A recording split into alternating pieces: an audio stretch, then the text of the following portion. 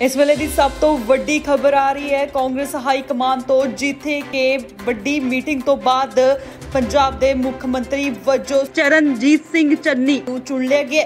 दरअसल कांग्रेस विधायक दल का लीडर चुनने लई कल CLP मीटिंग मगरों सारे अधिकार कांग्रेस प्रधान सोनिया गांधी नूं सौंप दिते गए सी, जिस मगरों सारे हाईकमान के फैसले की उड़ीक कर रहे सी ते हुण यह उड़ीक खत्म हो चुकी है। जी हाँ, पंजाब कांग्रेस ने पंजाब के मुख्यमंत्री वजों चरणजीत सिंह चन्नी चुनिया। पंजाब विच कल शाम करीब 4:30 बजे कैप्टन अमरिंदर सिंह ने अस्तीफा दे दिता सी, जिस मगरों कांग्रेस पार्टी विच कशमकश सी कि अगले मुख्यमंत्री कौन होएगा। इस दौड़ विच सुनील जाखड़ दा नाम सब तो अगे सी, पर बीती रात जाखड़ दे नाम ते पेच फस गया सी, जिस मगरों ऐतवार यानी कि अज 11 बजे विधायक दल की मीटिंग बुलाई गई सी। इस मीटिंग विच विधायक दल का नेता चुनिया जाना सी, पर एने मौके ते यह मीटिंग रद्द कर दी गई सी।